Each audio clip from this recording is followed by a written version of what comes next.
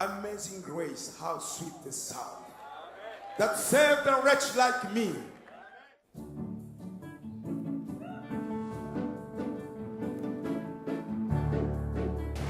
Bonsoir.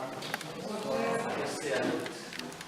Je suis content de vous voir, de vous revoir. Je suis aussi content de saluer les personnes qui viennent pour la première fois. Et j'espère que même si vous n'avez pas suivi toute la série, que vous allez rester avec quelque chose de ce que vous allez apprendre ce soir. Je me souviens, il y a quelques années, j'ai eu le privilège d'être en Israël et de vivre comment les Juifs célèbrent le sabbat à Jérusalem. Et à partir de 13... Alors, le soleil se couche à ce moment-là où j'étais là, vers 19-20 heures, mais à partir de 13 heures, il y a quelqu'un qui vient sur le marché et qui dit « Attention, le sabbat vient, il faut que vous fermez les boutiques. » Et à 14 heures, il n'y a plus aucun magasin qui est ouvert. À partir de 15-16 heures, il n'y a aucun bus qui circule, il y a très peu de voitures. Et puis, je suis allé au mur de lamentation et pendant 2-3 heures, je me suis assis là et j'ai regardé comment les Juifs vivent ce début de sabbat. Et je peux vous dire, j'étais impressionné de les voir devant ce mur-là, de voir comment ils se manifestent, mais ça m'est resté dans la tête qu'eux, ils préparent le commencement du sabbat de jour. Pour eux, et le jour d'observation, le jour que Dieu a mis en place, à partir de midi déjà. Et comme Serge l'a dit, nous avons aujourd'hui l'occasion, parce que selon la Bible, le sabbat commence à partir du coucher du soleil, qui est environ 21 heures, mais nous avons l'occasion, si vous n'avez pas encore fait, de célébrer ce sabbat ensemble de son commencement. Et je vous prie, si vous ne l'avez jamais fait, d'aller chez vous ce soir et de prier, de dire « Seigneur, j'ai vécu un commencement de sabbat. Si tu penses que c'est ton jour, montre-moi cela et montre-moi, fais-moi vivre, pas seulement d'une manière intellectuelle, pas seulement d'une manière à reconnaître ce qui est vrai, mais de vivre la joie de ce jour que Dieu a mis en place parce qu'il nous aime. Dieu, quand il a mis en place le sabbat, le péché n'était pas là, il a voulu seulement passer du temps avec les humains. Et il s'est dit, toute la semaine, on va travailler, mais un jour, l'homme va avoir le temps de passer du temps avec moi, va avoir l'occasion de me connaître, de mieux me connaître, et je vais avoir la joie d'être avec lui. Alors, vous avez vu que ce jour est également dans le centre de la grande controverse vers la fin des temps. Ce jour est devenu, non pas parce que c'est un commandement qui soit plus important que d'autres, mais parce qu'autour de lui, on a commencé la guerre. Vous savez, quand aujourd'hui, peut-être un peu moins, de toutes les façons, je ne suis pas tellement au courant, mais pendant les guerres napoléoniennes, par exemple, quand les armées étaient une face à l'autre, la chose la plus courageuse, la plus grande que les soldats pouvaient faire était de récupérer un drapeau des ennemis. Et je me suis dit, pourquoi? Parce que c'est un truc de tissu, pourquoi le drapeau est tellement important? On m'a dit d'ailleurs, ceux qui ont fait l'armée, moi comme j'ai étudié la faculté de théologie, je n'ai pas fait l'armée, mais les gens m'ont dit, il y avait des personnes qui devaient garder le drapeau d'une unité militaire. Et tu avais 2 heures pour rester à côté du drapeau, 2 heures de veiller, mais en étant assis, et 2 heures pour se reposer. Et ils m'ont dit, si le drapeau aurait été volé, l'unité militaire était dissoute, immédiatement. Et à nouveau, je me suis demandé, mais pourquoi? Parce que c'est seulement un tissu, c'est pas quelque chose, mais on considère que ce drapeau représente l'unité. Et dans la guerre, le combat, le drapeau était tenu en hauteur pour que tout le monde le voie, et quand les soldats le voyaient, ça leur donnait du courage. Et donc, le jour du sabbat est devenu, et va devenir dans la guerre, le conflit de la fin entre Dieu et Satan, comme un drapeau autour duquel vont se rassembler les personnes qui adorent Dieu, et de l'autre côté, le jour dimanche, autour duquel vont se rassembler ceux qui sont les ennemis de Dieu. Et aujourd'hui, je vous invite à voir la grande conspiration à la fin. Comment elle se met en place, ce que la Bible nous enseigne par rapport à cela. Et après que nous avons appris ce qui va arriver à ceux qui refusent d'adorer Dieu, nous avons donc identifié la marque de la bête, nous avons identifié la première bête, la deuxième bête et l'image de la bête en Apocalypse 13. Maintenant, je vous invite à regarder le message du deuxième ange. Nous allons essayer à répondre aux questions qui sont encore ouvertes. Comment la marque de la bête va être reçue, j'ai dit déjà quelque chose par rapport à cela, et qui est derrière ce que la Bible appelle Babylone. Alors, le message du deuxième ange, Apocalypse 14, 8, nous dit: Et un second ange suivit en disant: Elle est tombée, Babylone la grande, qui a abreuvé toutes les nations du vin de la fureur de son impudicité. Je l'ai dit déjà que le deuxième message fait la liaison entre le premier et le troisième.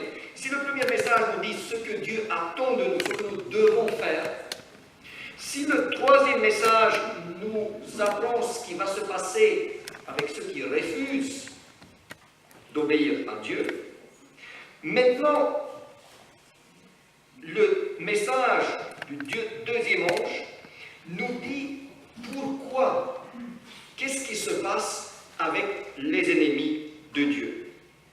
Et le message d'Apocalypse 14, 8 n'est pas entier si nous ne prenons pas en compte aussi Apocalypse 18, où il est répété et complété. Alors nous avons le message du deuxième ange, et à côté Apocalypse 18, 2 à 4, où on apprend « Elle est tombée Babylone la grande », et une phrase qui est très importante: « Sortez donc du milieu d'elle, mon peuple, afin que vous ne participiez point à ses péchés, et que vous n'ayez point de part à ses fléaux. » Premier message: adorez Dieu en tant que créateur, et faites attention que le jugement pour ceux qui doivent être sauvés a commencé déjà. Deuxième message: Babylone, l'ennemi de Dieu, est tombé. Et donc, si vous voulez être épargné, sortez d'elle. Troisième message: si vous ne l'avez pas fait, voilà les conséquences. Nous avons donc affaire avec une entité que la Bible appelle Babylone. À elle appartiennent des personnes que Dieu considère les siennes. C'est très important.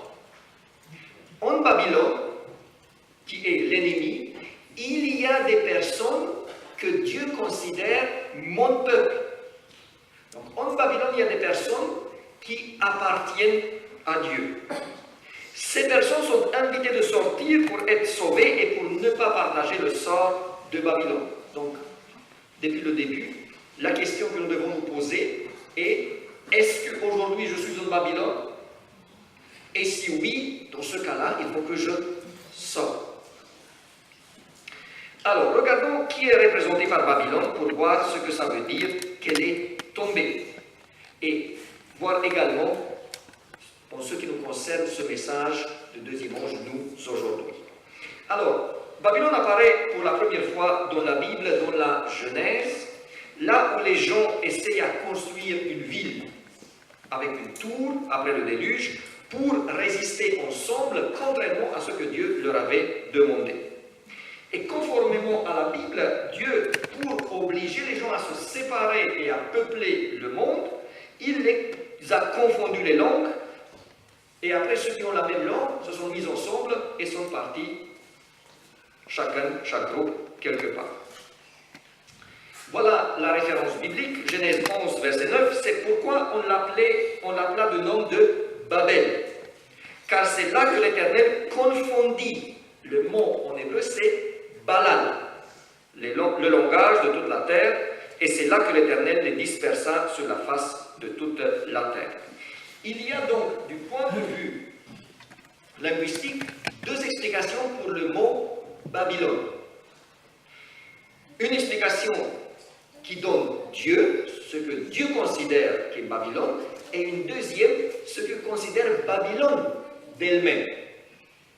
Donc, nous voyons premièrement qu'il s'agit d'un jeu de mots. Il a été nommé Babel parce que Dieu a Balal, confondu les langues. Dans ce cadre-là, la Bible considère donc Babel ou Babylone comme la confusion, comme la tromperie.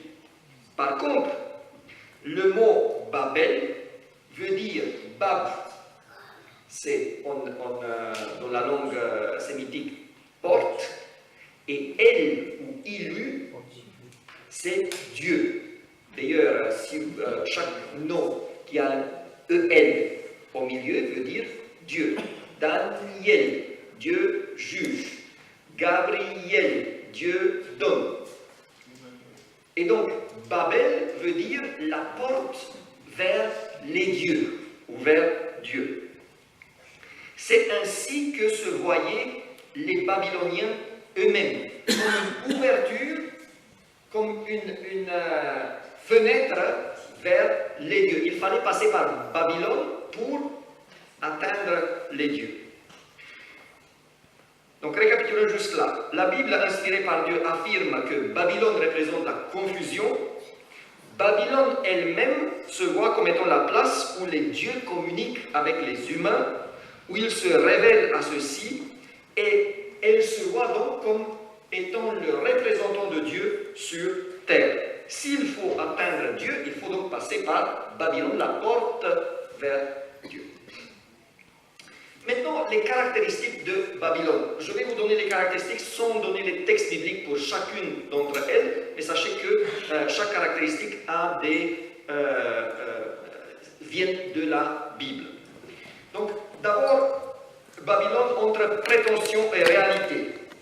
Babylone représente des puissances qui prétendent assurer l'accès envers Dieu, qui se considèrent être des représentants de Dieu sur la terre, et qui affirme qu'il faut passer par elle pour atteindre Dieu.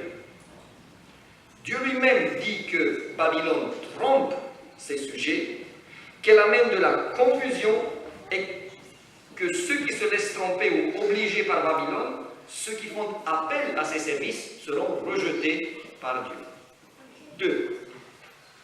Babylone est vue par la Bible en tant que persécutrice et ennemie du peuple de Dieu. Sous le roi Nebuchadnezzar, Babylone atteint une importance mondiale et pendant ce temps, elle entre en collision avec le royaume de Juda, avec la ville de Jérusalem qu'elle détruit. Elle devient donc, dans la vision biblique, le symbole de la persécution et la destruction du peuple de Dieu. Le symbole de l'opposition envers Dieu. 3. La Bible parle des péchés de Babylone. Il y en a deux qui sortent en commune. Du commun, c'est l'orgueil. D'ailleurs, en Ésaïe, Lucifer lui-même, Satan est associé avec Babylone. Et 2, bien sûr, la tromperie. Babylone essaye de tromper les gens pour les amener dans une direction qui est fausse. 4, très important, il faut sortir de Babylone. Les Hébreux sont déportés en Babylone.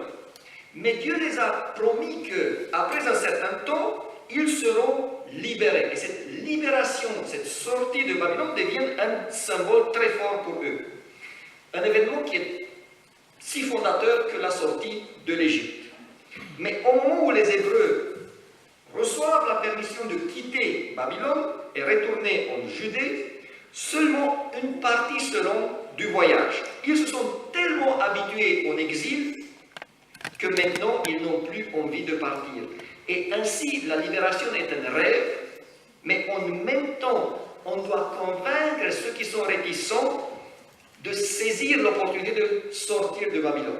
Ça devient très important parce que l'idée est là. Vous êtes en Babylone, Babylone va tomber. Sortez avant que ce soit trop tard. Et donc, cinquième point, Babylone tombe. Et le fait que Babylone va tomber, elle va être détruite, est un thème fréquemment abordé par les prophètes, en lien déjà avec la Babylone historique. Et Dieu prononce même que Babylone, la ville de Babylone, qui était une ville de taille mondiale, universelle à ce moment-là, ne va plus être construite, reconstruite, qu'elle va devenir un désert. Et le dénominateur commun est donc le fait que Babylone tombe. Babylone doit tomber, parce que voilà ce que la Bible dit. Voici, il vient de la cavalerie des cavaliers 2 à 2. Elle prit encore la parole, elle dit, elle est tombée Babylone, et toutes ces images de ces dieux sont brisées par terre. Babylone doit tomber parce qu'elle prétend une chose, elle fait le contraire. Elle doit tomber parce que c'est l'ennemi du peuple de Dieu. Elle doit tomber à cause de son orgueil, à cause du fait qu'elle trompe les gens. Et quand Babylone va tomber, elle va entraîner tous ceux qui sont encore là dans sa destruction. Et donc, dans le texte que vous voyez en Ésaïe, vous voyez aussi le lien entre la tombée physique et l'apostasie religieuse. Vous savez, mes amis, je viens de la Roumanie, et la Roumanie est un pays qui est très ancré dans l'orthodoxie. La plupart des gens sont orthodoxes, pas comme les Grecs, qui sont encore plus fervents, mais quand même. Et quand on parle de Dieu, il y a beaucoup de personnes orthodoxes qui affirment une chose et qui disent « Moi, je suis né ainsi, et ainsi je veux mourir. Il s'agit de la foi de mes parents et je ne peux pas l'abandonner. » Mais ce qui doit nous intéresser est si le système dans lequel je suis né n'est pas éventuellement Babylone, ne fait éventuellement pas partie de Babylone. Parce que dans ce cas-là, l'invitation de sortir, sors pour sauver ta vie, est très pertinente. Si tu dis, je suis né ainsi, je veux rester ici, tu as la liberté de le faire, mais tu vas supporter les conséquences. Alors, comment identifier Babylone du temps de la fin? Nous avons dans ce sens un passage qui nous aide beaucoup. Apocalypse 16, 12 à 14. Le 6e ange, il s'agit de plaies, 7 dernières plaies, et le 6e ange versa sa coupe sur le grand fleuve, l'Euphrate. Et son eau tarit afin que le chemin des rois venant de l'Orient fût préparé. Et je vis sortir de la bouche du dragon, vous avez à nouveau les symboles que nous avons étudiés déjà, de la bouche du dragon, de la bouche de la bête et de la bouche du faux prophète, 3 esprits impurs semblables à des grenouilles. Ce sont des esprits des démons qui font des prodiges et qui vont vers les rois de toute la terre afin de les rassembler pour le combat du grand jour du Dieu Tout-Puissant. Alors ce texte-là, je n'ai pas le temps, je pourrais parler de ce texte-là 2-3 heures ou même plus, mais ce texte nous dit, à la fin, il y aura donc des ennemis, et il y a 3 qui sont identifiés, qui se mettront en ordre de bataille pour la dernière guerre, pour le combat du grand jour. Et donc, c'est le même conflit dont nous avons parlé, le conflit où la marque de la bête sera attribuée. Et donc, 3 rois s'opposent à Dieu, et cela vient de l'Est, de l'Orient, au long de l'Euphrate. Et je vous invite à regarder la carte. C'est une carte simplifiée pour qu'on voit pourquoi, d'où ça vient, pourquoi l'Euphrate. Alors, regardez, vous voyez Babylone, et de l'autre côté, c'est Jérusalem. Pour aller de Babylone à Jérusalem, on ne peut pas faire comme aujourd'hui en avion, parce que là où il y a l'orange, c'est le désert. Et donc, pour aller de Babylone vers Jérusalem, il fallait aller vers le nord et descendre vers le sud. C'est pour ça que Dieu disait toujours, les ennemis d'Israël viennent du nord, parce qu'il fallait descendre à côté de la mer Méditerranée. Mais le chemin est à côté de l'Euphrate. Vous voyez, ça c'est l'Euphrate, jusqu'en Aram, et puis on descend à côté de la mer Méditerranée. Et donc, l'Euphrate, c'est donc le chemin qui amène les ennemis, et ce qui est au-delà de l'Euphrate, c'est le territoire ennemi dans la vision de la Bible. Babylone lui-même étant construit sur la rivière de l'Euphrate. L'Euphrate, quand on entend donc de la prophétie, ça vient de l'Euphrate, on sait qu'il s'agit de Babylone. Sauf que ici, nous n'avons pas Babylone historique, qui n'existe plus, mais il s'agit du Babylone symbolique. Je répète, je suis désolé pour ceux qui n'ont pas suivi toute la série, parce que nous avons expliqué que l'Apocalypse est un livre symbolique où il faut donc décodifier les symboles pour savoir après qu'est-ce que ça pourrait être. Mais ce qui est intéressant est qu'il n'y a pas un seul roi, mais plusieurs. Et le verset 13 nous le dit. Je vis sortir de la bouche du dragon, de la bouche de la bête et de la bouche du faux prophète, 3 esprits impurs semblables à des grenouilles. Ça montre, mes amis, que la Babylone de la fin ne sera pas une force unique. Ce que la Bible dit est que, c'est pour ça qu'on parle d'une conspiration, qu'il y a plusieurs forces qui vont s'unir pour combattre Dieu. La Babylone, on pourrait parler d'une interprétation de la Babylone du Moyen-Âge, mais ce n'est pas notre thème aujourd'hui. Mais dans les temps de la fin, Babylone sera composée de plusieurs forces qui s'uniront contre Dieu. Et je vous invite à essayer d'identifier ces forces. Nous avons déjà fait un travail auparavant, parce que nous avons donc le dragon, deuxième force, la bête, et troisièmement, le faux prophète. Donc une alliance d'au moins 3 forces principales, une alliance impure qui représente le Babylone du temps de la fin. Et je vous invite, si aujourd'hui ça vous paraît choquant, de retenir cela, et si dans les années qui viennent, les choses vont se mettre en place, vous allez vous souvenir de ces présentations-là. Alors, nous avons donc déjà parlé de la bête, et nous l'avons identifiée avec l'Église romaine catholique, avec l'institution, et l'alliance de la fin va donc se former autour de l'Église romaine. Nous avons également parlé du dragon.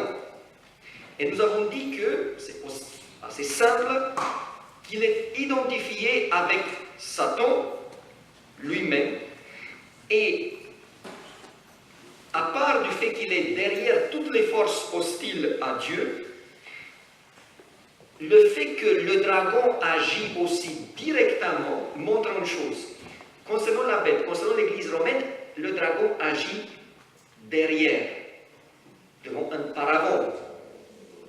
On ne va jamais apprendre que l'Église sert Satan. Par contre, le dragon, dans les derniers temps, va agir aussi d'une manière directe. Et ce que moi, je vais mettre dans ce qui est représenté ici par le dragon, ce sont les forces qui s'encadrent généralement sur ce qu'on appelle le spiritisme, le spiritualisme, la communication avec les morts, le voodoo, la méditation transcendantale, l'anthroposophie, la théosophie, ou généralement on met aujourd'hui tout cela sous l'appellation le nouvel âge, the New Age. Alors, si quelqu'un d'ici a été ou êtes en relation avec des personnes qui pratiquent ces choses-là, s'il vous plaît, prenez distance. Parce que là, il s'agit d'une proximité directe avec le dragon. L'anthroposophie, par exemple, ce sont les écoles Waldorf. Je ne sais pas, en Roumanie, après la tombée du communisme, c'est développé. Les gens ne savent pas que derrière, c'est une théologie spiritiste et spiritualiste avec la communication avec les esprits qui nous amène en lien direct avec le malade. Ce que dit la Bible est que ces forces s'uniront donc autour de l'Église romaine pour imposer la marque de la bête que nous avons identifiée avec l'observance du dimanche. Et nous avons la troisième composante de l'alliance impure, le faux prophète. Alors, le prophète, c'est une porte-parole de Dieu. Mais étant faux, il trompe les gens. Et cette troisième composante a été identifiée par l'Église adventiste avec, cette fois-ci, le protestantisme. Et vous allez dire, mais comment? Parce que l'Église adventiste, elle est issue du protestantisme. Oui, sachez qu'avant l'année 1900, parce que cette interprétation n'est pas nouvelle, et quand les premiers adventistes ont dit cela, les gens ont dit, ce n'est pas possible, parce que, je répète, avant 1900, le protestantisme et le catholicisme étaient encore en guerre ouverte. Et les premiers adventistes, en comprenant ce passage-là, ils ont dit, le protestantisme et le catholicisme vont s'approcher l'un de l'autre, vont devenir amis, et ils vont aller à la fin dans le même sens. Aujourd'hui, si on dit cela, ce n'est plus quelque chose de nouveau. Il y a beaucoup de ponts qui sont faits entre ces deux religions qui, au début, étaient opposées.